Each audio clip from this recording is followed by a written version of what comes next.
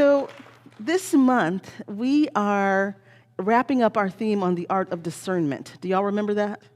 Yes? So what are some things we've talked about this month? Do y'all remember? Drowning out the noise, right? Cutting through the noise. The wisdom of yes and no, okay. Anything else? Bubble up? Yeah? Oh. Listening to the still small voice, I'll take it. I'll take it. Thank you. So yes, we have walked through this journey of discernment. How do we listen to that still small voice? How do we drown out or cut through the noise of the world, and listen to the voice of spirit, the still small voice of spirit within? And so today we're talking about walking in wisdom, because you know that I am also an executive coach, and so I always have practical ways that we let's call it, in business we'd say operationalize these principles, right? Like, how do we walk this out? How do we actually practice discernment in a world that is so noisy and so chaotic and so easy to get ensnared in all the things that are going on? So let's talk about wisdom.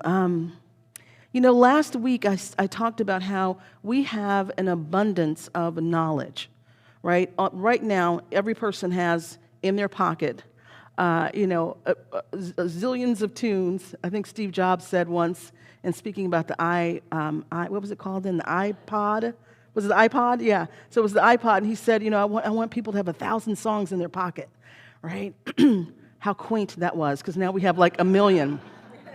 We have like the whole musical history of the world in our pockets right now. We have access to so much information and so much knowledge, and yet we're starving for wisdom. Because wisdom is about applying that knowledge in ways that are effective, applying that knowledge in ways that build, that lift up, that create, right? That is what wisdom is about. So you can have all the knowledge in the world, and I think we all know some folks that are super smart, right, have a ton of knowledge, but they are not wise individuals. And what the world needs right now is wise individuals. So let's talk about wisdom. How do you walk with wisdom? And so, wisdom is really the dictionary defines it as the ability to make sound judgments and decisions by effectively applying knowledge, experience, understanding, and insight. Right? So the ability to make sound decisions, to have good judgment by applying your knowledge and your wisdom and your insight to your experiences. Right? That is what creates wisdom. And so it's not just about accumulating knowledge, it's about how do I then actualize that knowledge? How do I operationalize that knowledge? How do I walk with that knowledge? How do I apply it to my life? How do I apply it to the world and how I move through the world? And so I want to talk about some ways that we can begin to walk with wisdom, to really practice, because it is a practice, to really practice wisdom. And so the first way I want to talk about is understanding spiritual nature, understanding your spiritual nature or the spiritual nature of human beings, so we can then understand human nature, right? It's very, very important that we understand the spiritual nature so we can have a better understanding of the human nature.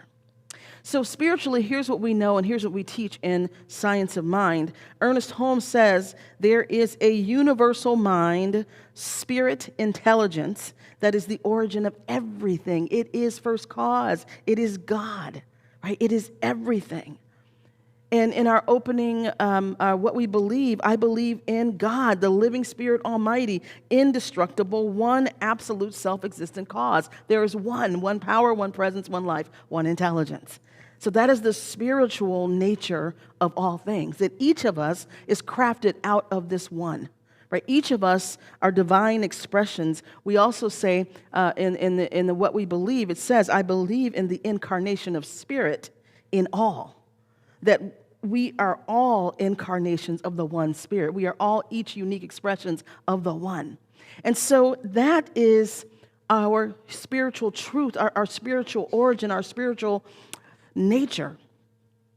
And then we get confused, right? This idea of oneness confuses us because we look around and we see all of these different unique individuals. I mean, just look at this room, right? Just look around, right? We see these unique individuals. Each one looks different, appears different, different clothing, different hair color, different eye color, different personality, different background, different experience, right? And so we confuse oneness with sameness. We want, there's a movement like we all need to say the same thing and act the same way and do the same thing. The world wants us to be the same, right? Right? And that is not the nature. That is not our spiritual nature. We're unique expressions of the one. And we each have our own life experiences and beliefs and stories and things that have shaped us that make us different from each other, even though back of all of it, we are one. Are y'all following what I'm saying here? Yeah. And so here's the thing I want you to really get. Oneness is not sameness. We can be from the one source, but not be alike. And it's so interesting because our human nature, right, how we're made as human beings, even our brains are made to differentiate us, right, so we see difference. Our brains are constructed not for oneness, right? That is the divine joke. Our brains are constructed to keep us alive. Right? And so what that means is if you're too different than me, you look different than me, or you do other things different than me, it sends off alarms in my brain. They're like, oh, whoa, danger. Danger, Will Robinson, right? Right? Because this is what we needed to survive. Our brains need to recognize a threat, right? A threat to our existence so that we can then take the necessary actions to protect ourselves. That's how we're constructed as humans. And the divine joke, the divine assignment, the divine mission that we have, I think, in these earth suits is to acknowledge that the brain exists, get some mastery over how it's operating, right, so that we can truly understand our divine origin, which is that we're all from one source, no matter what we look like. And us looking different or being different or thinking different is not a threat, right? It is our unique expression. That's the human nature. One of the beautiful things, I've said this before, I can't believe we have been in this space for 3 weeks. Can y'all believe this? Like, it feels like we've been here for a long time, doesn't it? Or is it just me? Am I freaking out? Is it me? Okay, it could be me. I feel like I've been here forever, maybe again because it's a theater and this is my world, right? And so can I just say I love the Little Mermaid set? Okay, I am super happy with our Little Mermaid set behind me. I love the fact that we're in the theater and it's a school and the children have plays. So we'll have all different sets as we go along. So I'm excited to see what else will emerge. But I love this Little Mermaid set behind me. It's nice. What'd you say? Under the sea? Yes, it's nice to be under the sea, absolutely. So before we end, I'll ask Scott to zoom out so you can see the rest of the set. It's really, really beautiful and colorful. Okay, but where was I going? So, this is why I even started talking about this. So this was one of the really powerful lessons that I learned as an actor that has stayed with me my whole life. So in theater training, whether you're I went to college, my degree is in theater, or whether you go to a conservatory, one of the first lessons as an actor that you have to do is you have to observe other human beings. Right? I remember one of the first acting classes I had, the assignment was go to a restaurant, go to different places, and just people watch and observe other human beings. Look at how they are interacting with each other, how they're moving through space, how they are not moving through space, right? To really begin to look at and study and observe how other people respond to things. How are they moving? What do you then begin to think about them or believe about them based on what you're observing, right? And so this was a very, very first step in being an actor. Is you have to observe other human beings. You have to, what that does is you then begin to understand human nature, right? You begin to understand human nature a little bit, right? You begin to see the connection between someone's posture and their mood, right? Or see the connection between what someone's saying with their mouth and what their body's actually saying, right? You begin to see the connection between an emotion that you see ignite in someone and then how they handle that emotion or express it. And you begin to see their reasoning like, oh, this is why this person is doing this, or this could be why, right? So it was a powerful exercise that has stayed with me my entire life, observing other people, right? And one of the things that you will see when you observe other people is you begin to have a deeper understanding of why someone might be motivated a certain way. Also in actor training, one of the things that you begin to learn when you move into doing scene work is you have to, and you've heard this before, like, what's my motivation? Right? Or what is the other character's motivation? What that means is, what is the objective that's driving them? Right? What is the thing that's driving them? What do they want? What is driving their words? What is driving their actions? Right? Because whatever that thing is, that objective, that motivation, in corporate, in my executive presence work is called passionate purpose. Right? Whatever that is, that motivation, that drive, that objective is going to orchestrate their vocal variety. It's going to orchestrate their gestures. It's going to orchestrate how they move through space. It's going to orchestrate how they use language, right? That objective is so powerful, and it drives everything else. So why am I saying this? I'm saying this because when you understand what someone's objective is, then you begin to understand why they're behaving the way they are, right? And why they're doing the things they do. Doesn't mean it's right. Doesn't mean you like it. Doesn't mean it's good for whatever outcome, but you begin to understand. And as an actor, one of the things that you learn is you can't hate your character, right? I played characters who were not like me at all, but there were some threads in there, right, that I had to find. But you can't hate or judge your character if you're an actor who's going to play a character, even if that character's a villain. Right? Because what you do as an actor is you begin to understand, why is this person motivated to do this? Why are they taking this action? Why are they doing this hateful thing? Why are they behaving this way? What's causing that to happen? And it doesn't mean you excuse it. It doesn't mean it's good. It just means, oh, okay, so now I'm understanding they're doing this because they think they're drowning. Right? And their only thing that they can do is lash out at other people, right? Or they're doing this because they think some other thing is happening, and so this is why they're behaving in this way. Can you imagine if we began to practice that now in our world, right? If we begin to practice in our world people and things that we don't understand, what if we just began to go, what could be happening with this person that they are taking this action, right? What could be going on with that person that would make them take that action? Sometimes as an actor, I would say, what would have to be happening for me to do this, right? Like in my own, where would I have to be? What state would I have to be in for me to take this action? And it can be positive or negative, right? But just imagine putting yourself in that other person's shoes, and again, not to condone, but to say, why would someone do that? Because it's so counter to my values, my ideas, my beliefs. Are y'all following what I'm saying here? Yeah? And so part of wisdom, in a way to walk with wisdom, is to really begin to understand not only our spiritual nature, which we do here, but to understand human nature. And why are human beings behaving the way they do? And just to say someone's stupid is not a good, that's not effective. Right? You miss a whole lot when you just write off a group of people or write off something as stupid. It's like, no, it's not stupid. Why is this happening? What is this person feeling?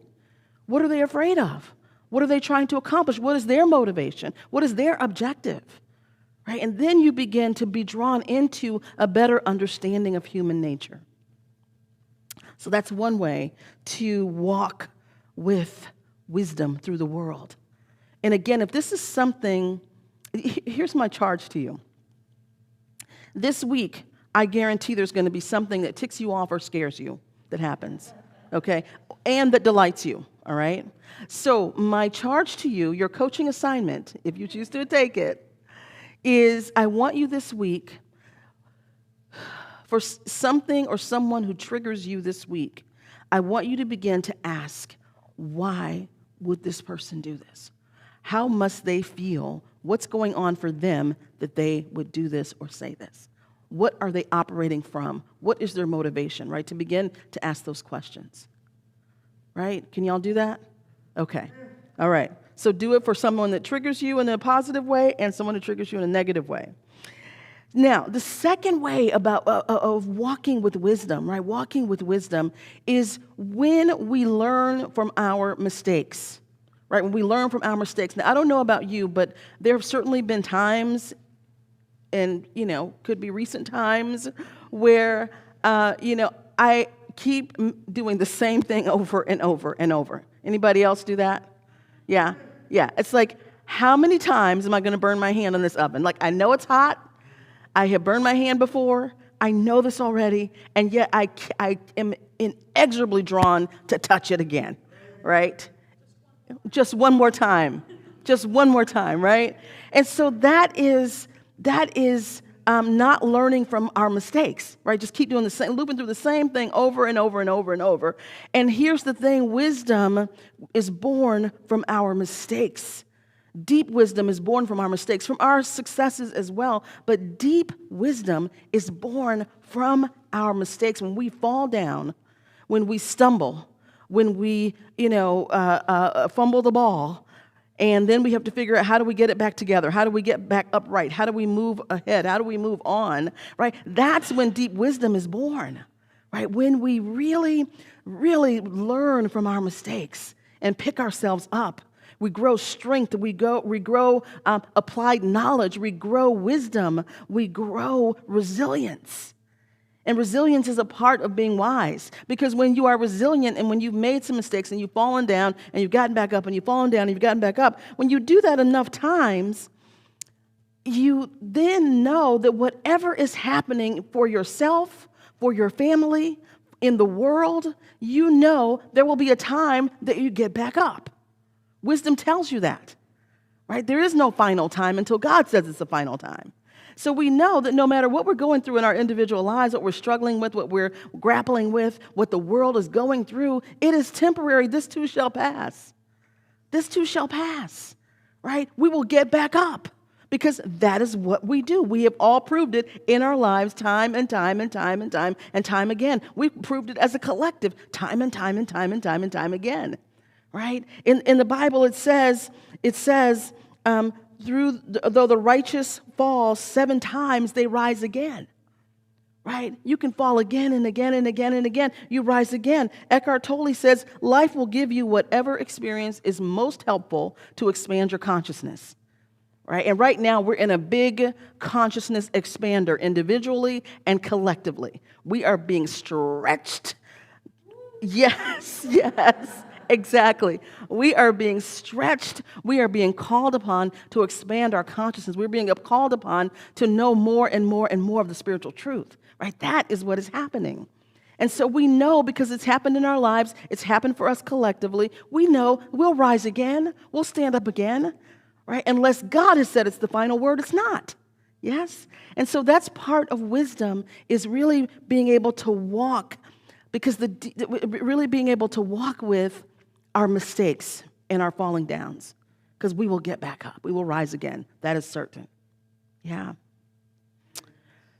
Oh, so the last way I want to talk about walking with wisdom, and this goes hand in hand with the other things, is about being patient.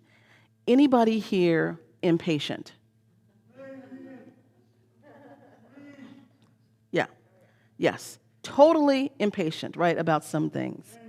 And some things we are aware that they take time, right? I was going to say, usually we're not, we know that the seasons take time, and that usually we're not in one season, waiting for another, unless, of course, you live in Phoenix, right? And then, then 3 months into 120 degrees every day, you're like, oh my God, when is fall going to get here?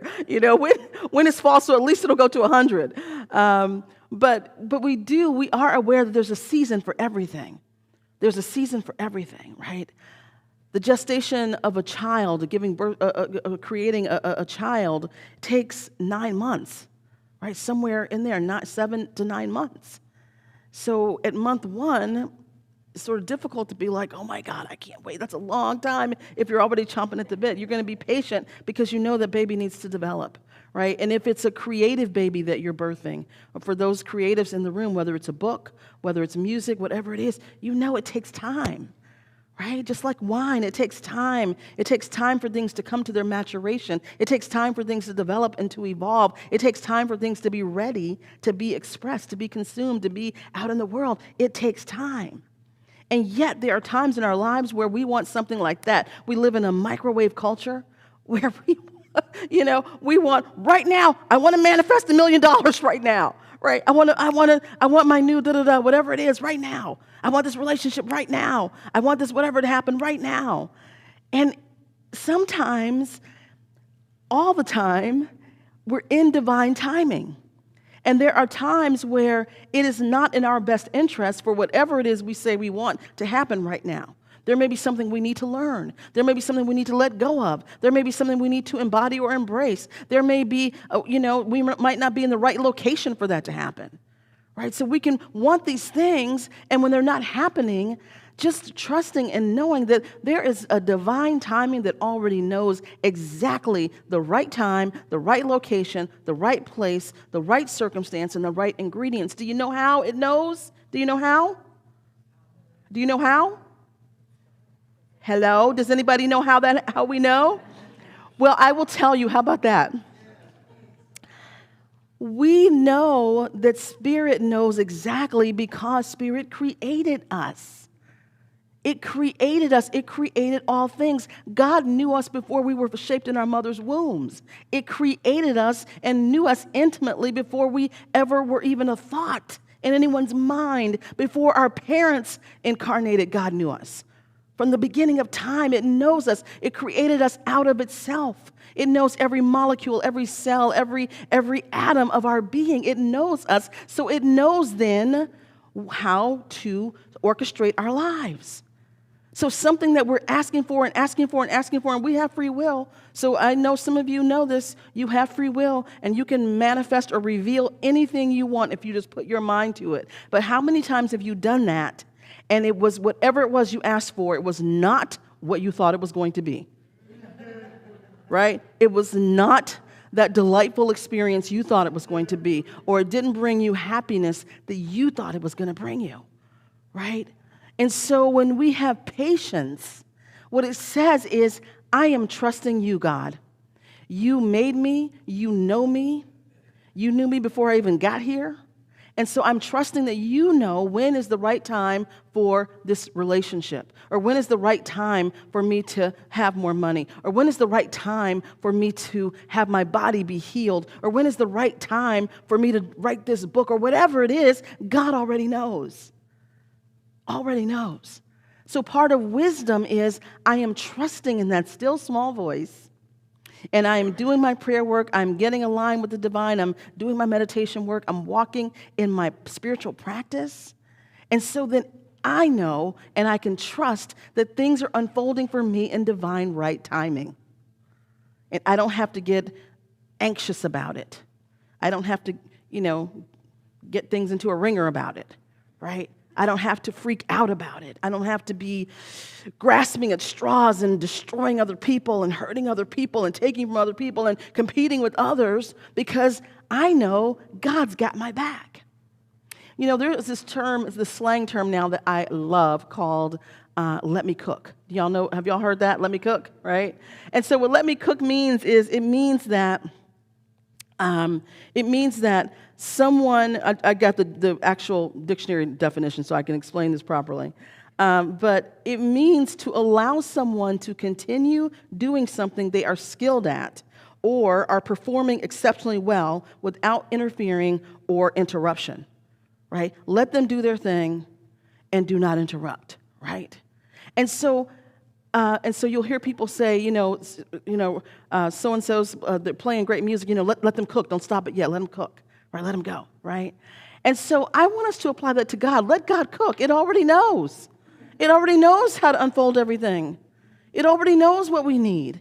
It already knows the best avenue and channels to bring it to us. It already knows the exact amount of something we need. It already knows how to orchestrate everything in the cosmos for our good. It knows how to do this.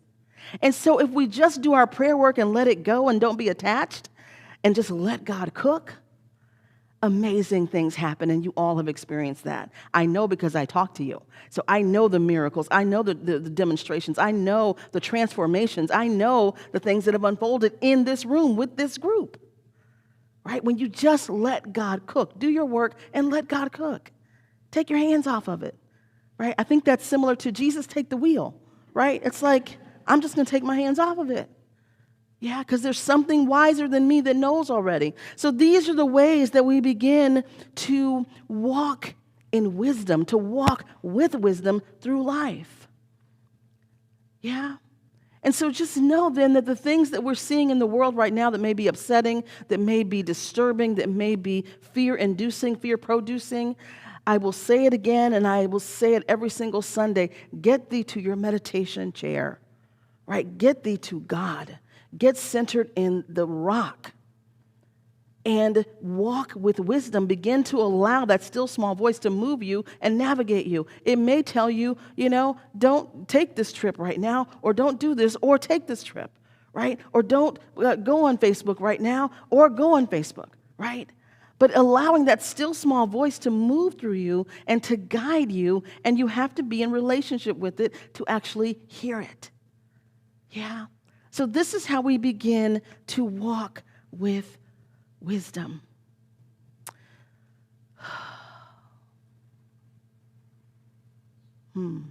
Imagine if the world was actually practicing this, what a different experience we'd be having right now. If individuals were actually doing this, what a different experience. Because everything we see right now, the appearance, is all based on fear, right? Fear, I got to grab mine now. I got to get mine now. I got to do this now, right? I got to control this now.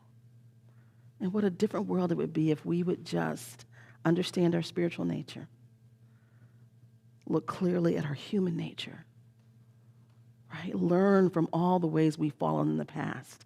Collectively, the history is clear. Individually, our history is clear, right? And then just be patient. Be patient. Thich Nhat Hanh says, smile, breathe, and go slowly. Smile. Let me see everyone smile.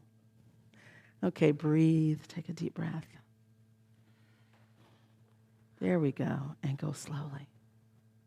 So that's your mantra for the week. You got it? Yeah. Let's turn within.